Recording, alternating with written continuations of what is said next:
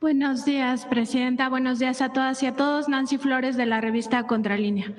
Presidenta, el próximo lunes 24 de marzo se cumplen 14 años de que los grandes medios de comunicación en México firmaron un pacto de silencio con el gobierno de Felipe Calderón en asociación con García Luna.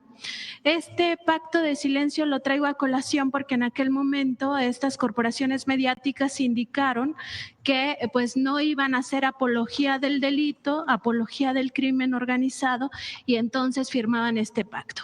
En los hechos sirvió para pues no informarle al pueblo de México las atrocidades que se cometieron en aquel sexenio y sobre todo para ocultar y de alguna manera convertirse en cómplices de la sociedad entre García Luna y el cártel de Sinaloa.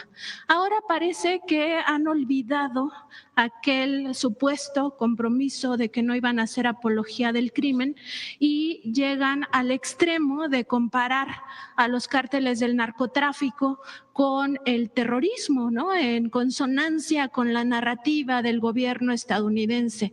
Y también en esta misma tesitura hablar de que en el rancho Izaguirre, en Teuchitlán, pues se evidenciaría un campo de exterminio comparándolo con estos campos de exterminio de la Alemania nazi de Adolfo Hitler.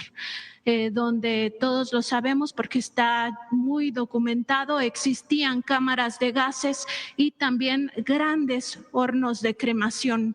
Ayer se hizo un recorrido en este rancho Izaguirre, un hecho inédito, se permitió a la prensa y también a los padres, madres y familiares de personas desaparecidas ingresar a ese rancho que es el lugar de los hechos. Contralínea asistió, aplicamos varias técnicas del periodismo de investigación, entre ellas una muy particular que se llama observación estructurada. Y fuimos a ver si realmente existían estas cámaras de gases o estos hornos, porque nada más se había hablado de las cremaciones, estos hornos de cremación, para ver si realmente es equiparable con lo que ocurrió en la Alemania nazi. No existen, no hay evidencia de ello. Lo que sí había, por supuesto, es este terreno escarbado, la zona donde se supone que hacían entrenamientos, en fin, lo que ya se documentó y está también en la revista Contralínea. Preguntarle, Presidenta, sobre este informe que va a dar, pues, porque ahora estos opositores, sobre todo, están explotando el legítimo dolor de las familias de desaparecidos, ¿no? Que con justa razón exigen justicia y exigen conocer el paradero de sus familias. Pero más allá de eso, existe una estrategia comunicacional que tiene que ver con este nado sincronizado, no solo en este tema de Teuchitlán, sino en otras temáticas, y que en el fondo buscaría la intervención de Estados Unidos en nuestro país. Entonces, preguntarle cuándo va a presentar este análisis que está haciendo su administración de estas corporaciones mediáticas y también de los opositores, pues que aprovechan el dolor de las familias para pues generar este clima también de pánico y de supuesta indolencia. Qué bueno que lo comentas. En efecto, ayer se abrió este rancho en donde en septiembre, o más bien en septiembre del año pasado, lo explicó muy bien el fiscal, entró en su momento la Guardia Nacional, hubo detenciones, se dejó el resguardo a la Fiscalía Estatal, el fiscal narró desde su perspectiva qué pasó con ese resguardo y después viene pues estas fotografías que salieron con un colectivo de personas que buscan a sus familiares con una fotografía de ropa. Eso es, digamos, los hechos. Ya la Fiscalía pues tiene que hacer su investigación a partir de lo que puede recuperar también de la Fiscalía Estatal. Y me pareció muy bien que el fiscal haya abierto el lugar, pues para que cada quien sacara sus conclusiones. Es relevante lo que dices, que es la conclusión de Contralínea. Ayer otros compañeros que vienen normalmente a la mañanera también estuvieron presentes. Sería bueno que ellos también vinieran aquí a la mañanera a relatar lo que vieron en el rancho. Entonces, por eso nosotros hemos decidido dividir en dos temas. Uno, el tema de desaparecidos y lo adicional que tenemos que hacer como gobierno federal y en general como Estado mexicano para prevenir y evitar que ocurra este delito, para sancionarlo dentro del marco de la ley, quiénes son los responsables, y poder seguir junto con los familiares buscando a las personas desaparecidas.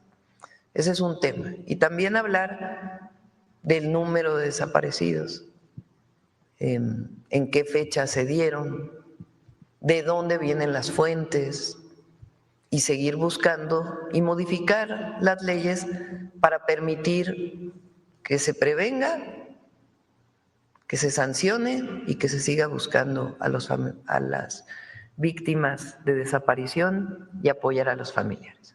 Ese es un tema.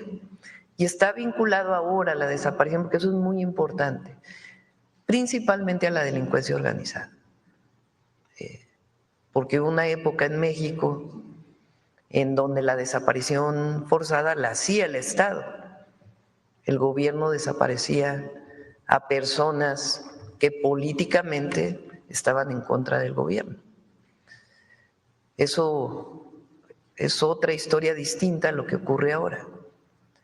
Y en efecto, muchas veces se utiliza a los familiares de las víctimas, que tienen pues un dolor enorme y que nosotros nunca nos vamos a confrontar con ellos, para ser parte pues de una narrativa. Esa es una parte. La otra parte es cómo fue que fue creciendo esta historia del campo de exterminio. ¿Quiénes fueron los que hablaron por primera vez de eso? Entonces, eso ya lo vamos a terminar, pero no queremos que se vincule una cosa con la otra. Y sí, en efecto, hay algunos medios que ya entendieron que vivimos una situación distinta. Decía el presidente López Obrador, de una frase que le comentó Alfonso Durazo en un recorrido de los que hicimos en la transición, que dicen los yaquis, antes como antes, ahora como ahora. Y sí, hay muchos medios que hay que reconocer, han comenzado a entender que estamos viviendo una nueva etapa, pero hay muchos otros, ya vamos a presentar en su momento, y particularmente algunos personajes de esos medios, o que tienen espacio en esos medios, que sin información comienzan a difundir una nota. ¿Por qué un periodista? Pregunto a los periodistas. ¿Cómo es que un periodista que tiene 40, 50 años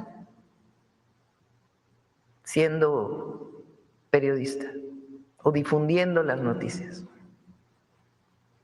por una fotografía hace todo una construcción? ¿Por qué no van a la información fuente, base? Entonces, tiene que hacerse la investigación en Teuchitlán, en Jalisco, a fondo. Y eso le toca ahora a la Fiscalía General, con la información que le dé la Fiscalía Estatal. Segundo, que cada uno de los que fue a ese lugar, de los periodistas, más allá de la situación de las víctimas y de los familiares de los colectivos, que diga qué vio.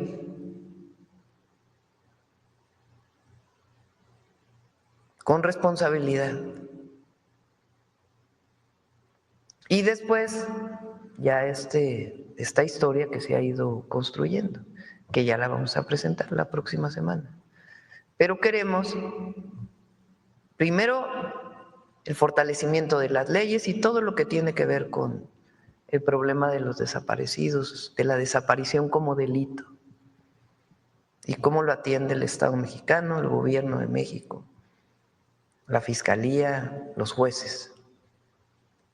Después, ¿qué pasó en ese rancho?